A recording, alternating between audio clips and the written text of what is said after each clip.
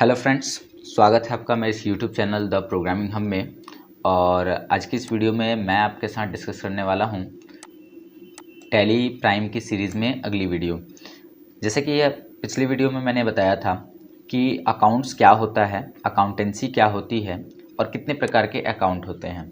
तो पिछली वीडियो से हमें ये निष्कर्ष निकलता है कि अकाउंट्स टोटली 3 प्रकार की होंगी। There are mainly 3 accounts, 3 accounts होंगी। कौन कौन सी? क्योंकि एक पर्सनल अकाउंट है और 2 इम्पर्सनल अकाउंट है, तो दोनों को मिला दिया जाए तो 3 अकाउंट बन जाएंगे। जैसे पर्सनल अकाउंट जो कि ऑलरेडी था एंड इम्पर्सनल है, ये दोनों इम्पर्सनल अकाउंट है। Real account and nominal account जो दोनों हैं वो इम्पर्सनल अकाउंट है। ओके, तो इस आधार पर हम निष्कर्ष निकालते हैं कि 3 प्रकार के अकाउंट हैं, एक पर्सनल, एक रियल और एक नॉमिनल। ठीक है, आगे बढ़ने से पहले थोड़ी सी हमें टर्मिनोलॉजीज़ को समझ लेना चाहिए कि शब्दावली, जैसे टर्मिनोलॉजी को बोलते हैं शब्दावली। जैसे डेबिट का मतलब क्या होता है? डेबिट का मतलब होता है जमा। जब भी हम किसी के खाते में पैसे जमा करेंगे तो उसे डेबिट लिखेंगे। ठीक है, तो टैली में या अकाउंट्स में जब हम पैसे को जमा करते हैं, ठीक है, किसी के खाते में, तो वो डेबिट हो जाता है। ठीक है, जब भी 2 लोगों के बीच में लेन देन होगा तो एक आदमी के खाते में पैसे भेजने होंगे और दूसरे के खाते से पैसे निकालने होंगे। तो जिसके खाते में पैसे भेजने होते हैं उसे डेबिट कहते हैं। तो डेबिट का अर्थ यहाँ जानिए जमा, और क्रेडिट मतलब निकास। ठीक है, तो क्रेडिट मतलब निकास या उधार माना जाता है इसको। तो डेबिट और क्रेडिट ये 2 शब्द आपको हमेशा याद रहने चाहिए। डेबिट मतलब होगा कि जिसके खाते में पैसे जाएंगे, जमा करेंगे, उसको डेबिट करना होगा, और जिसके खाते से पैसे जाएंगे या जिसके खाते में से पैसे को कम करेंगे उसको क्रेडिट करना होगा। ठीक है, उसके बाद ट्रांजैक्शन का मतलब होता है लेन देन। जब भी हम कोई चीज़ किसी के साथ लेन देन करते हैं, साझा करते हैं, तो वो ट्रांजैक्शन कहलाता है। इसके अलावा एसेट्स, एसेट्स का मतलब होता है संपत्ति। लाइबिलिटीज़, लाइबिलिटीज़ का मतलब होता है दायित्व, कर्तव्य, यानी कि आपने अगर किसी से पैसे लिए हैं तो उस पैसे को देना आपका कर्तव्य बनता है, दैट्स कॉल्ड लाइबिलिटी। उसके बाद 2 शब्द और आते हैं, जैसे डेप्टर। डेप्टर हम उस इंसान को बोलते हैं जो हमसे कर्ज लेता है या हमसे सामान खरीदता है। ठीक है, तो जो भी इंसान हमसे सामान खरीदे या हमसे कर्ज ले, अर्थात जो देनदार हो, जो पैसे हमें देने वाला हो, उसे हम डेप्टर कहते हैं। और क्रेडिटर, क्रेडिटर उस इंसान को कहा जाता है जिसको हमें पैसे देने हैं। ठीक है, मान लो कि हमने किसी से उधार में सामान खरीदा, तो उसे हमें आज नहीं तो कल पैसे देने होंगे, तो उसे हम क्रेडिटर कहते हैं। ठीक है, अच्छा, क्रेडिटर एक प्रकार की लाइबिलिटी होती है, ये भी याद रखना कि क्रेडिटर लाइबिलिटी क्यों हो गई, क्योंकि इसे हमें पैसे देने हैं। और डेप्टर हमारा एसेट होता है, डेप्टर एसेट होता है क्योंकि ये पैसे हमें लेने हैं, तो ये हमारी एक प्रकार की संपत्ति हुई।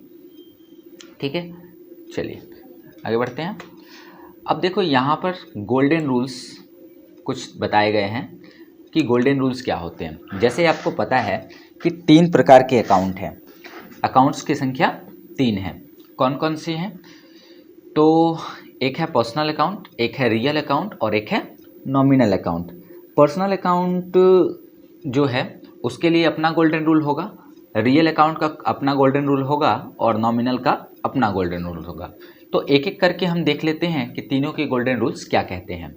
अच्छा, ये रूल्स का मतलब क्या है कि जब भी हम कोई लेन देन करेंगे इन अकाउंट्स के बीच में तो किस आधार पर करेंगे, इसलिए रूल्स बनाए गए हैं। ठीक है, लेन देन के लिए कुछ आधार हमारे पास होना चाहिए और इसी वजह से रूल्स बनाए गए हैं। ठीक है, अब देखो यहाँ पर जैसे पर्सनल का रूल क्या कहता है कि debit the receiver and credit the giver. जैसा आपको पता है कि पर्सनल अकाउंट के अंदर किसी न किसी का नाम आता है, तो 2 लोगों के बीच में जब भी कोई लेन देन होता है तो वो पर्सनल होते हैं, यानी दोनों लोग पर्सनल होने चाहिए। जिसके जिसके बीच में लेन देन हो रहा है वो दोनों जब पर्सनल होंगे तो रूल क्या बनेगा कि जो रिसीवर हो, रिसीवर जो प्राप्तकर्ता हो, उसके खाते को डेबिट कर देंगे, और जो गिवर हो यानी जो दे रहा हो पेमेंट, उसके खाते को हम क्रेडिट कर देंगे।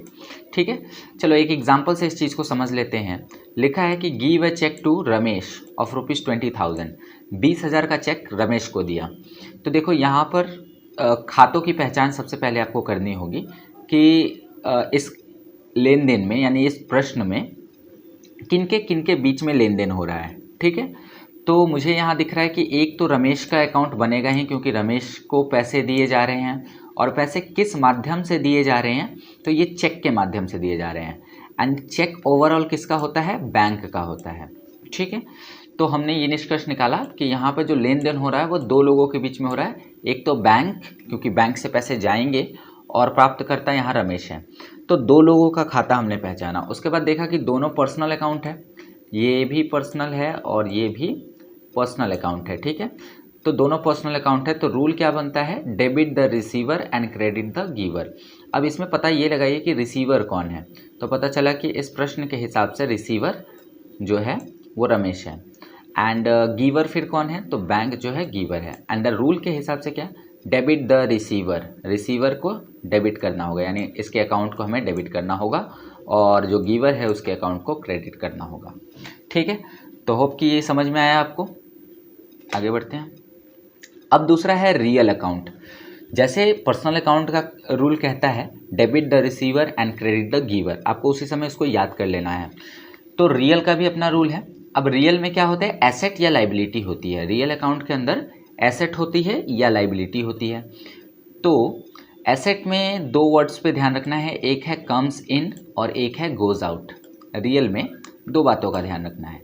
कम्स इन यानी कोई संपत्ति या कोई लाइबिलिटी या तो आ सकती है या तो जा सकती है। ठीक है, तो यहाँ पे लिखा हुआ है कि डेबिट व्हाट कम्स इन, जो चीज़ें आ रही हैं उनको डेबिट करना है। ठीक है, रियल होनी चाहिए, रियल अकाउंट होनी चाहिए। तो जो भी रियल अकाउंट आपके पास प्राप्त हो रही हैं उसको डेबिट करना है, और जो रियल अकाउंट्स आपके यहाँ से जा रही हैं उनको क्रेडिट करना है। ठीक है, तो सिंपल है ये, जो भी रियल अकाउंट्स आपके यहाँ आ रही हैं उनको डेबिट करना है, और जो चीज़ें जा रही हैं उनको क्रेडिट करना है। तो जैसे यहाँ पे क्वेश्चन है कि bot A car of ₹10 lakh, 10 lakh में एक कार खरीदी। तो यहाँ पर आपको सबसे पहले ये पता लगाना होगा कि ट्रांजैक्शन किन के बीच में होगा। तो एक चीज़ आपको क्लियर दिख रहा होगा, कार अकाउंट, तो एक कार का अकाउंट बनेगा।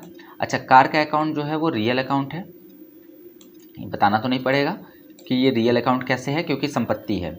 उसके बाद ये लेन देन कार तो हो गया, लेकिन किससे हो रहा है, कैश से हो रहा होगा, तो कैश भी जो है रियल अकाउंट है। ठीक है, कैश भी रियल अकाउंट है, तो दोनों के दोनों रियल अकाउंट है। अब इन दोनों के बीच में जब ट्रांजैक्शन होगा तो रूल क्या बनेगा, डेबिट व्हाट कम्स इन, यानी जो संपत्ति आ रही है उसको डेबिट करना है, और जो संपत्ति जा रही है उसको क्रेडिट करना है। तो आप खुद देखो, जब आप कोई कार खरीदोगे तो वो कम्स इन होगा, और बदले में जो कैश है वो गोज़ आउट होगा। तो इनके बीच में अब हुआ, अब इस आधार पर हम पता लगा सकते हैं कौन डेबिट होगा और कौन क्रेडिट होगा। ठीक है, तो होप कि ये भी आपको समझ में आ गया होगा। चलिए आगे बढ़ते हैं। अगला जो है वो है नॉमिनल अकाउंट। ठीक है, नॉमिनल का रूल दोस्तों उल्टा होता है, लेकिन एक तरह से ये सही है। ठीक है, मतलब इसमें जो एक्सपेंस और लॉस होता है उसको डेबिट करने को कहा जाता है। तो यहाँ पे कंफ्यूज नहीं होना है, आपको बस इसे अच्छे से याद रख लेना है कि all the expenses and losses are debit. जितने भी, चूँकि आपको पता होना चाहिए कि नॉमिनल अकाउंट क्या होते हैं, जितने भी प्रकार के इनकम, एक्सपेंस, प्रॉफिट, लॉस से रिलेटेड खाते होते हैं वो सब नॉमिनल में जाते हैं। ठीक है, तो रूल भी कुछ इसी प्रकार से है कि जो भी आपने एक्सपेंस किया है, खर्च किया है, या जो आपको नुकसान हुआ है, दोनों ही सिचुएशन में आपको क्या करना है, डेबिट करना है, उनके खातों को डेबिट करना है। और उसके अपोजिट जो चीज़ की आपको आमदनी हुई या जो भी आपको प्रॉफिट हुआ उसको आपको क्रेडिट कर देना है। ठीक है, तो यहाँ पर ध्यान देने वाली बात यह है कि एक्सपेंस और लॉस को डेबिट करना चाहिए और इनकम और प्रॉफिट को क्रेडिट करना चाहिए। चलिए इसे एग्जांपल से समझते हैं।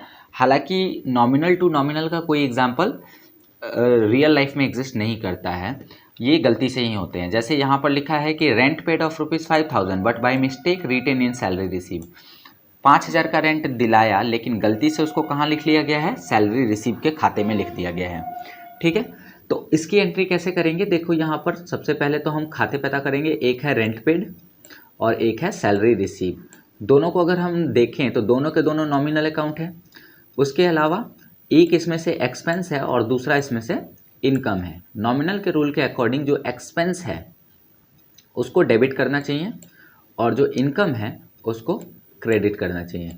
तो होप कि ये आपको समझ में आ गया है। आपको क्या करना है, बस तीनों गोल्डन रूल्स को अच्छे से याद कर लेना है। पर्सनल का क्या है, debit the receiver and credit the giver. Real का क्या है, debit what comes in and credit what goes out. Nominal का है debit all the expenses and losses and credit all the income and gain. ठीक है, तो अब आगे बढ़ते हैं। अब देखो मैंने यहाँ पे क्या किया है कि तीनों अकाउंट के दो खंड किए हैं। यहाँ पर देख सकते हैं मैंने दो भागों में इसको बांट दिया है। एक साइड कहा कि ये साइड डेबिट साइड है और दूसरा साइड क्या है, क्रेडिट साइड। मतलब अगर आप एंड के पहले देखो तो वो डेबिट चीज़ों को रिप्रेजेंट कर रहा है, डेबिट वाले खातों को रिप्रेजेंट कर रहा है, और एंड के बाद अगर देखो तो वो क्रेडिट को रिप्रेजेंट कर रहा है। कैसे, तो यहाँ पे देख लो, जैसे यहाँ पर एंड के पहले जो भी चीज़ें हैं ये वाली, ये डेबिट को रिप्रेजेंट कर रही है, और एंड शब्द के बाद की जितनी भी चीज़ें हैं वो क्रेडिट को रिप्रेजेंट कर रही हैं। ठीक है, तो इसलिए मैंने इसको दो भागों में बांट दिया है। पर्सनल अकाउंट का डेबिट साइड क्या है, डेबिट द रिसीवर। रियल का डेबिट साइड क्या है, debit what comes in, and nominal का debit all the expenses and losses. Okay, उसी तरह से पर्सनल का क्रेडिट साइड क्या कहता है, क्रेडिट द गिवर। रियल का credit side credit what goes out, and nominal का क्रेडिट ऑल द इनकम और प्रॉफिट। ओके, तो ये मैंने उन्हीं रूल्स को अलग अलग कर दिया है। अब देखो यहाँ पर आगे, अच्छा ऐसा क्यों किया है, क्योंकि यहाँ पर मुझे क्रॉस करवाना है इनके बीच में। जैसे पर्सनल से पर्सनल के बीच में अगर कोई लेन देन होता है, यानी जहाँ पर दोनों खाते पर्सनल ही हो, तब तो वहाँ पे रूल बन जाएगा debit the receiver and credit the giver. उसी तरह से रियल टू रियल के लिए भी वही रूल बनेगा और नॉमिनल टू नॉमिनल के लिए भी। बट अगर क्या हो कि हम इसे ऐसे क्रॉस में करा दें, जैसे पर्सनल से और रियल के बीच में जब लेन देन होने लगे, ऐसा ज़रूरी नहीं है कि जब भी लेन देन होगा तो दोनों तरफ खाते सेम होंगे। तो इसलिए जब पर्सनल और रियल के बीच में लेन देन होगा तो यहाँ पर तो रूल थोड़ा सा और चेंज होगा। तो देखो डेबिट साइड में पर्सनल है, ये डेबिट साइड में आप देख सकते हो पर्सनल है, और क्रेडिट साइड में अभी रियल को ले रहे हैं हम। तो ये जो रूल बनेगा वो क्या बनेगा, पर्सनल टू रियल का, पर्सनल और रियल के बीच में होगा। तो इसका गोल्डन रूल भी इसी के हिसाब से चेंज होगा। क्या होगा कि पर्सनल का डेबिट साइड उठाएंगे, तो पर्सनल का डेबिट साइड कहता है डेबिट द रिसीवर, और रियल का क्रेडिट साइड उठाएंगे क्रेडिट व्हाट गोज आउट। ठीक है, इसको आगे मैंने एलोबरेट किया है। तो आप देख लो कि जब यहाँ पर मान के चलो कि पर्सनल और नॉमिनल में बनेगा तो यहाँ पे भी रूल चेंज हो जाएगा, debit the receiver and credit all the income and gain.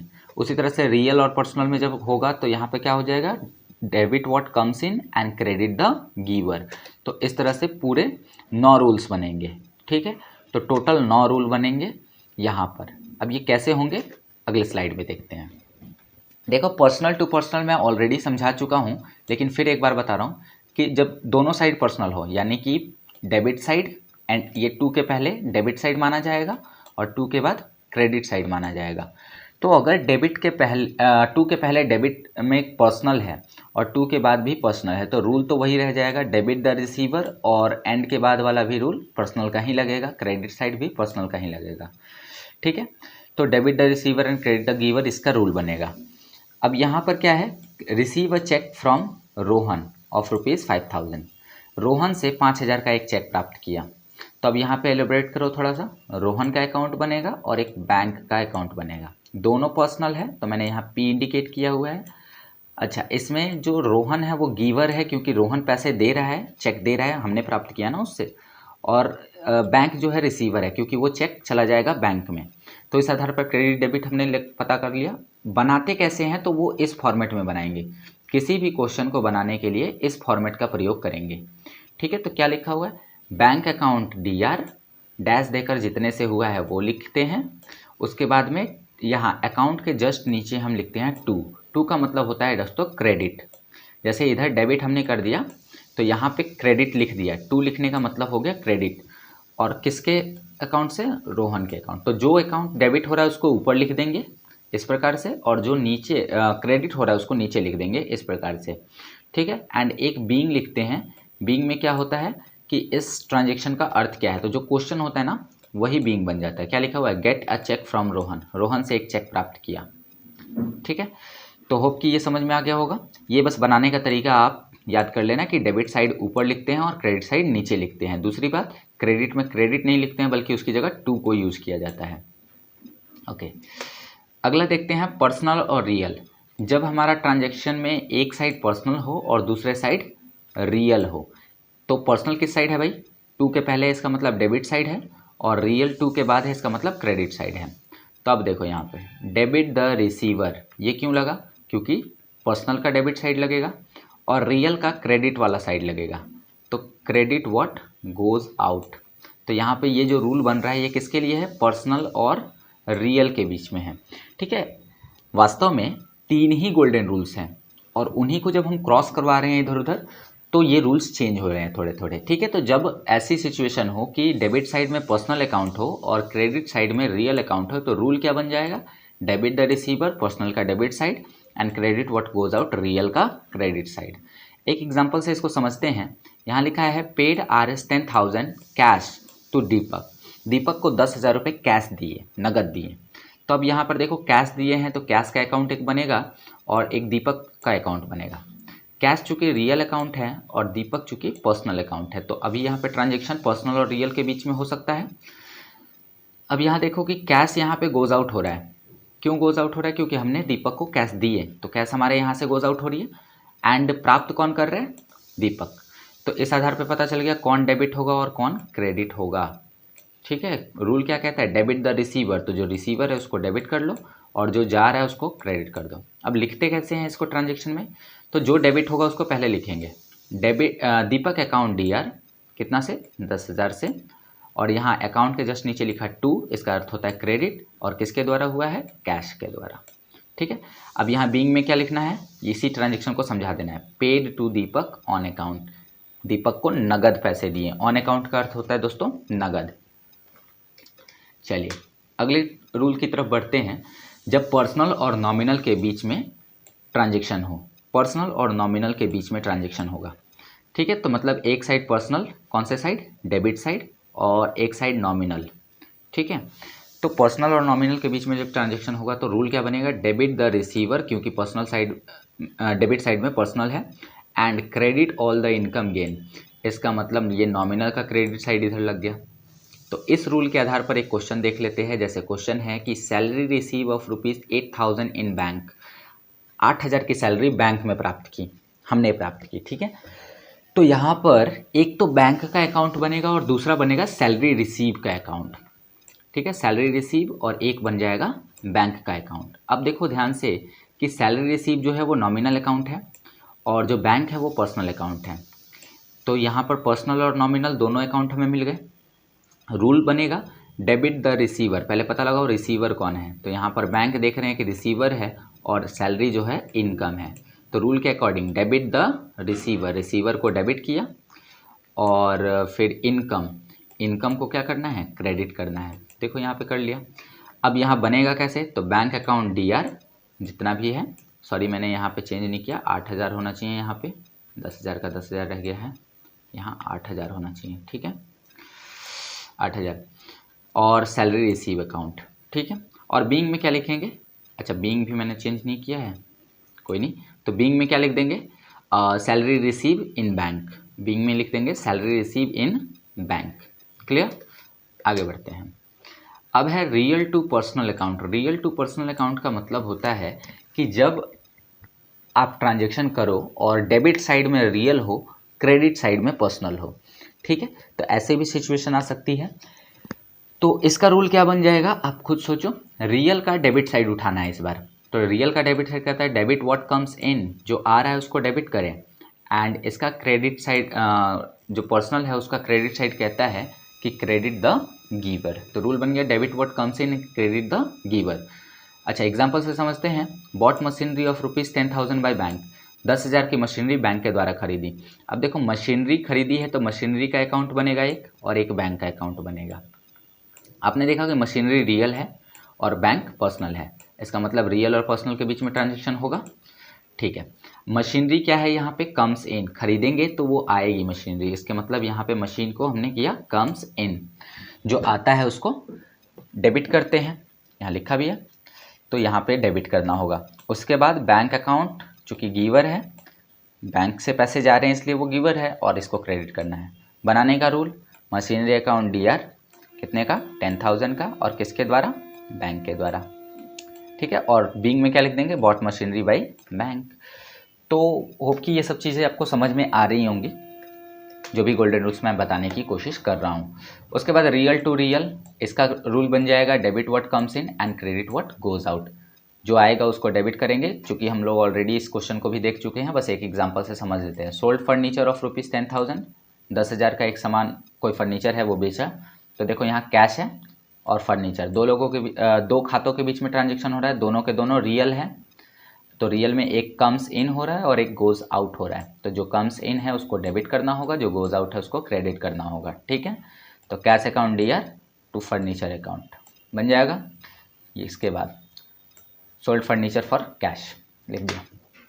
अब आते हैं रियल टू नॉमिनल, यानी एक तरफ रियल और दूसरी तरफ नॉमिनल होना चाहिए। तो डेबिट व्हाट कम्स इन, ये रियल का रूल है डेबिट साइड का, और credit all the income gain, ये नॉमिनल का रूल है क्रेडिट साइड का।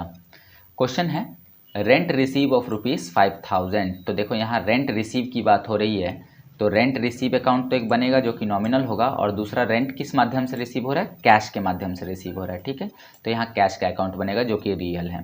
कैश आ रहा है इसलिए डेबिट कर देंगे, और जो रेंट रिसीव है इनकम है, और यहाँ कहा गया है इनकम को क्या करना है, क्रेडिट करना है, ठीक है।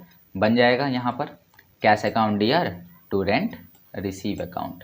बीइंग में क्या लिख देंगे, रेंट रिसीव। तो इस तरह से आपको आगे बनाते चलना है। अब देखो यहाँ पे नॉमिनल अकाउंट की बात करते हैं। अगर हम नॉमिनल अकाउंट की बात करें तो नॉमिनल टू पर्सनल, जैसे हमने देखा नॉमिनल का एक रूल था, तो अब जो ट्रांजेक्शन होगा वो नॉमिनल और पर्सनल के बीच में होगा। तो जब भी ऐसे ट्रांजेक्शन होंगे जिसमें एक डेबिट साइड नॉमिनल और क्रेडिट साइड पर्सनल हो, तो रूल क्या बनेगा, debit all the expenses and losses, उसके बाद क्रेडिट द गिवर, ये पर्सनल का है।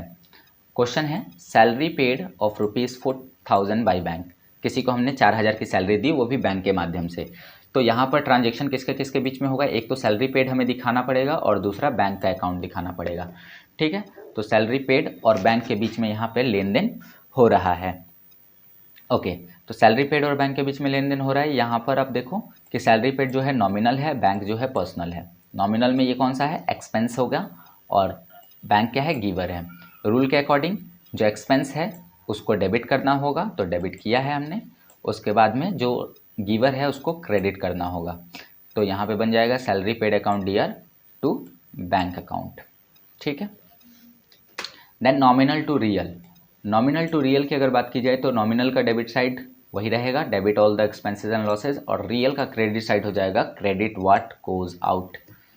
क्वेश्चन है paid office expenses of ₹1,000, 1,000 office expense के नाम पे पे किया। तो यहाँ पे खाता बनेगा एक ऑफिस एक्सपेंस अकाउंट और एक बनेगा कैश का अकाउंट। ऑफिस एक्सपेंस अकाउंट जो है वो नॉमिनल है और कैश का अकाउंट जो है वो है रियल है। तो एक्सपेंस यहाँ पर हो गया और ये हो गया गोज आउट। समझ में आ रही है, जिसको डेबिट करना है डेबिट कर दोगे और क्रेडिट वाले को क्रेडिट कर दोगे रूल के अकॉर्डिंग। अब यहाँ पे बना देना है आपको ऑफिस एक्सपेंसेस अकाउंट DR जो कि 5,000 की है, और कैश क्रेडिट 5,000, सॉरी यहाँ 5,000 नहीं 1,000 होगा, मिस्टेक हो गया, 1,000 होगा, ठीक है। अब लास्ट जो है वो है नॉमिनल टू नॉमिनल। तो नॉमिनल टू नॉमिनल जैसा मैंने बताया है कि ये गलती से होता है, इसका रूल आप देख लो, नॉमिनल का ही पूरा रूल होगा क्योंकि दोनों साइड नॉमिनल है। क्वेश्चन है salary paid salary of ₹12,000 but by mistake written in salary receive. Salary 12,000 की पेड हुई लेकिन गलती से सैलरी रिसीव में लिख दी है। तो यहाँ पर दोनों देख लो, नॉमिनल अकाउंट होगा, एक सैलरी पेड और एक सैलरी रिसीव, एक एक्सपेंस है एक इनकम है। रूल के अकॉर्डिंग जो एक्सपेंस है उसको डेबिट कर देंगे, जो इनकम है उसको क्रेडिट कर देंगे। बनाने के लिए सैलरी पेड अकाउंट DR 12,000, यहाँ पे अमाउंट अपना भर लेना, और यहाँ पर सैलरी रिसीव ये भी 12,000, ठीक है। और बीइंग में क्या लिखा हुआ है कि paid salary but by mistake written in salary receive account, ठीक है। तो इस तरह से आपने जाना कि टोटल 9 अकाउंट्स होंगे। टोटल के टोटल कितने होंगे, 9 अकाउंट्स होंगे। और ये 9 अकाउंट्स, सॉरी 9 अकाउंट्स मैं कह रहा हूँ, 9 गोल्डन रूल्स होंगे। टोटल जो है 9 गोल्डन रूल्स होंगे।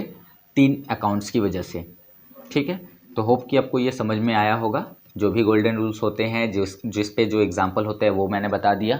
अब अगले क्लास में मैं आप लोगों के साथ डिस्कस करूँगा जर्नल के बारे में, जर्नल कैसे बनाते हैं और कैसे इन क्वेश्चंस को हम सॉल्व करते हैं। उसके बाद टैली पे इनको कैसे इम्प्लीमेंट करते हैं, ये सारी चीज़ें आपके साथ डिस्कस की जाएंगी। ठीक है, तो उम्मीद करता हूँ कि आपको वीडियो समझ में आई है, पसंद आया है। पसंद आया तो एक लाइक कर देना, दोस्तों के साथ शेयर कर लेना, और अगर चैनल पे नए हैं तो चैनल को सब्सक्राइब कर लीजिए और बेल आइकन को भी प्रेस कर लीजिए। मिलते हैं आपसे अगले वीडियो में, तब तक के लिए